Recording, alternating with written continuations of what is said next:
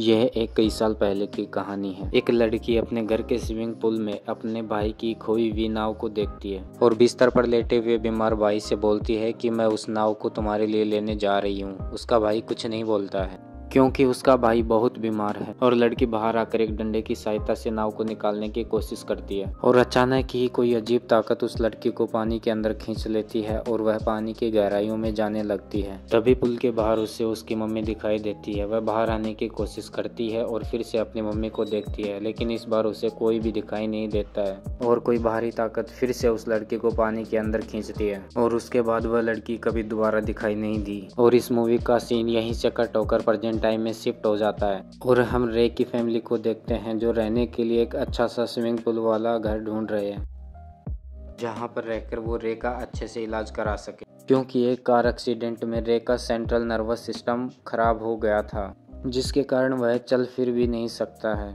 और बीमारी की वजह से उसे टीम से भी निकाल दिया गया था। और ये रहने के लिए वही घर चुनते हैं जिसको आपने इस मूवी की शुरुआत में देखा है। घर शिफ्ट होने के बाद ये लोग सबसे पहले पुल की सफाई करते हैं। पुल की सफाई करते हुए रे का हाथ कट जाता है। अब ये लोग पुल की सफाई करने वाली एक टीम को बुलाते हैं। इस पुल का वाटर सोर्स अंडरग्राउंड है। उन्हें पुल में पानी भरने की जरूरत नहीं होती क्योंकि जमीन के नीचे का पानी इस पुल में आता है और ये भर जाता है। और वे लोग रे को बताते हैं कि ये पानी आपके लिए अच्छा साबित हो सकता है। सभी बहुत खुश हैं और वे सभी पुल के अंदर कूद जाते हैं और मजे करने लगते हैं। ये लोग कुछ काम करते हैं और रात को फिर से दोबारा रे की वाइफ स्विमिंग के लिए आती है और जब वह तैर रही होती है तब उसे पुल के बाहर रे नजर आता है और वह पानी से बाहर आती है तो उसे कोई भी दिखाई नहीं देता है। इससे रे की वाइफ बहुत घबरा जाती है और घर के अंदर आ जाती है। तभी वहाँ इनकी बिल्ली बैठी हुई दिखाई देती है। उसे भी पानी के अंदर वही बोट दिखाई देती है जो नाव इस मूवी की शुरुआत में दिखाई गई है। और अगले दिन इनको पानी के अंदर इनकी बिल्ली का कॉलर दिखाई देता है। इनकी कैट अब गायब हो चुकी थी। रे का बेटा इससे बहुत ज्यादा उदास हो जाता है और उसकी मम्मी कहती है कि उदास ना हो, हम इस पुल के ऊपर कवर लगा देंगे ताकि दोबारा ऐसा ना हो। तभी रे नोटिस करता है कि कल जब पुल की सफाई के दौरान उसको चोट लगी थी उसमें अब बिल्कुल भी दर्द नहीं हो रहा होता है और जब वह पट्टी खोलकर देखता है तो इतना बड़ा कट बिल्कुल ठीक हो चुका था। ऐसा लग रहा था जैसे कभी चोट ही ना लगी हो। रे को लगता है कि यह सब पुल की पानी की वजह से हुआ है और वह अब ज्यादा से ज्यादा समय पुल में बिताने लगता है। जबकि दूसरी तरफ रे की वाइफ को पुल से जुड़े कुछ डरावने सपने भी आने लगते हैं और अगले दिन रे रेगुलर चेकअप के लिए डॉक्टर के पास जाता है और उसके डॉक्टर उन्हें बताती है कि रे बहुत तेजी से सुधार कर रहा है। और इसी बीच रे का बेटा स्विमिंग पूल में तैर रहा होता है। तभी अचानक उस पुल में सिक्के आने लगते हैं। रे का बेटा उन्हें इकट्ठा करने के लिए पुल के अंदर जाता है। उसे ऐसा लगता है जैसे ऊपर से उसके डैड ही सिक्के फेंक रहे हैं और अचानक उसे एक बच्ची दिखाई देती है, वही बच्ची जो इस मूवी की शुरुआत में इसी पुल में गायब हुई थी। वह बच्ची पुल के ड्रेनेज होल से मदद मांग रही थी। हाथ डालने पे उसे एक खिलौना मिलता है। वह उस खिलौने को बाहर निकालता है जिस पर बहुत से बाल लगे हुए होते हैं।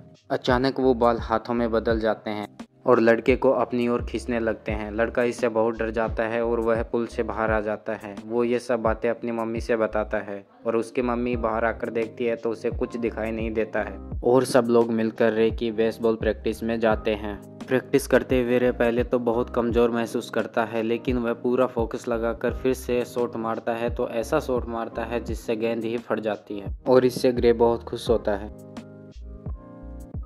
रात को रे और उसकी वाइफ डिनर के लिए चले जाते हैं और उसकी बेटी अपने फ्रेंड को बुला लेती है। वो दोनों स्विमिंग पूल में तैरने जाती है।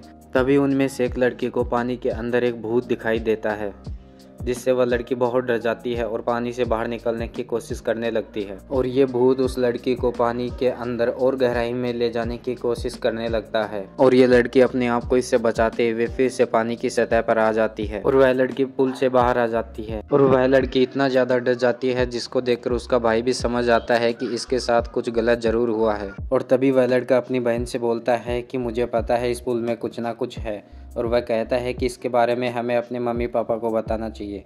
लेकिन तभी वह लड़की मना करती है और बोलती है कि यह पुल ही है जो हमारे डैड को बहुत अच्छी तरीके से रिकवर कर रहा है। इनको ये तो पता था कि यह पुल भूतिया है, लेकिन इसके बारे में ये अपने मॉम डैड को नहीं बताते हैं। और अगले दिन ये लोग एक पुल पार्टी रखते हैं और रे ने जिससे घर खरीदा था वो एजेंट भी यहाँ आती है। तभी रे की वाइफ उस एजेंट से पूछती है कि मैंने सुना है ये पुल पिछले 15 सालों से बंद रहा, ऐसा कैसे हो सकता है। और वह एजेंट बताती है कि कुछ सालों पहले यहाँ एक लड़की इस पुल में डूब गई थी जिसके बारे में लोगों ने अजीब अजीब कहानियां बनानी शुरू कर दी और लोग इस पुल से डरने लगे। और उसके बाद किसी ने इस पुल को चलाया भी नहीं। तभी रे की वाइफ बोलती है कि उस बच्चे का नाम रेबेका तो नहीं है। तभी एजेंट चौंक जाती है और बोलती है कि तुम्हें इसके बारे में कैसे पता। और ये नाम दरअसल पुल ने ही रे की वाइफ को बताया। पुल पार्टी में सभी लोग मजे कर रहे थे, लेकिन रे का बेटा ऊपर से सभी पर नजर बनाए हुए था। वो नहीं चाहता था कि इस पार्टी में किसी के साथ कुछ गलत हो। ग्रे जो इस पुल में एक बच्चे के साथ था, अचानक उसे पानी के अंदर एक काला साया दिखाई देने लगता है और कुछ ही देर में वह काला साया ग्रे के अंदर चला जाता है और उस काले साये के कब्जे में आते ही रे उस बच्चे को पानी के अंदर ले जाने लगता है। और ये सब ऊपर बैठा हुआ रे का बेटा देख रहा था। वह दौड़कर आता है और अपनी मॉम को ही सब के बारे में बताता है। और रे जिस बच्चे को लेकर पानी के अंदर गया वह उसके कोच का बेटा है। इससे उसका कोच बहुत नाराज होता है और वह रे के खिलाफ FIR करवाना चाहता था, लेकिन रे की वाइफ उन्हें समझाती है और बताती है कि ये सब रे की बीमारी के कारण हो सकता है। रे की हालत भी काफी अजीब हो गई थी। वह अजीब अजीब हरकतें करने लगता है, जिससे इसकी वाइफ इसे कमरे में बंद कर देती है और खुद सालों पहले इस पुल में डूबने वाली बच्ची रेबिका पर रिसर्च करना शुरू कर देती है, जिससे उसे पता चलता है कि सदियों से ही इस पुल में लोग गायब होते हुए आ रहे हैं।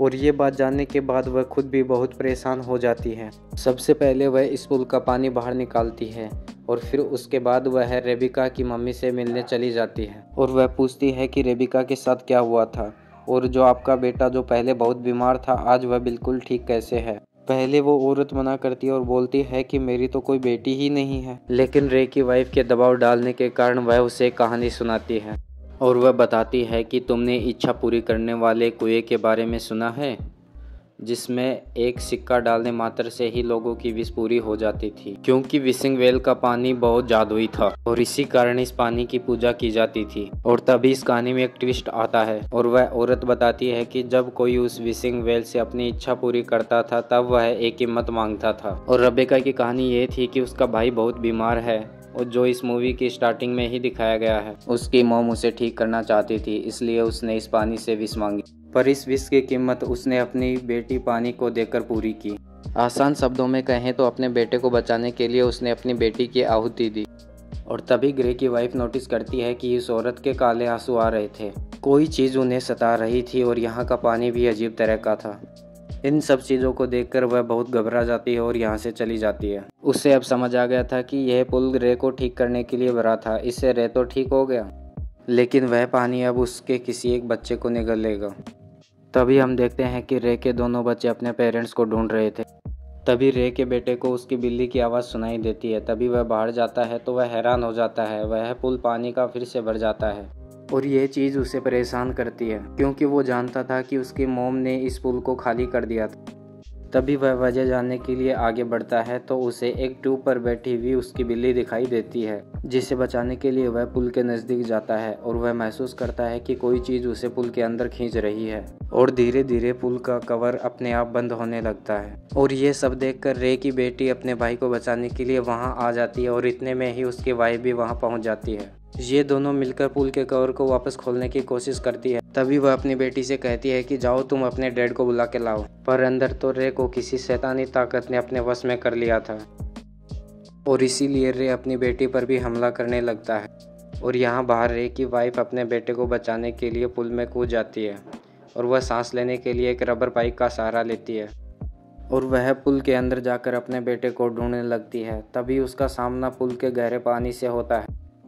उसे अपना बेटा दिखाई देता है और वह उसे पकड़कर बाहर लाने की कोशिश करती है। तभी उसे वहाँ बहुत सारे भूत दिखाई देते हैं जो उसे डराने की कोशिश करते हैं, लेकिन वह तब भी बाहर आने का रास्ता देखती है तो उसे बाहर आने का रास्ता ही नहीं दिखाई देता है।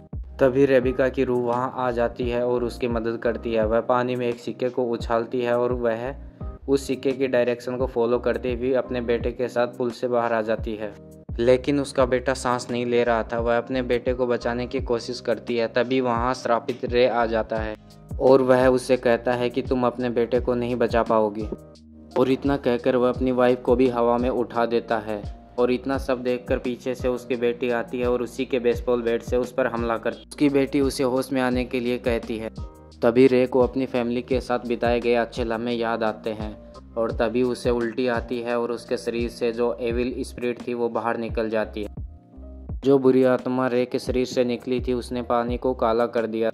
लेकिन रे अब समझ चुका था कि किसी को तो उस पानी के अंदर जाकर अपनी बलि देनी होगी और वह अपने परिवार को बचाने के लिए खुद पानी के अंदर चला जाता है और वह पानी भी उसे एक बलि के रूप में स्वीकार कर लेता है और वह अपने बेटे को एक नई जिंदगी दे चुका है। और मूवी के आखिर में दिखाया गया है कि रे की फैमिली रे को बहुत याद करती थी, वो सब उसके साथ बिताए गए लम्हों को बहुत मिस करते थे और वो फैसला करती है कि वो जिंदगी भर इसी घर में रहेंगी ताकि कोई और इस पानी को दोबारा से ना जगा सके। और इसके साथ ही ये मूवी यहीं समाप्त हो जाती है।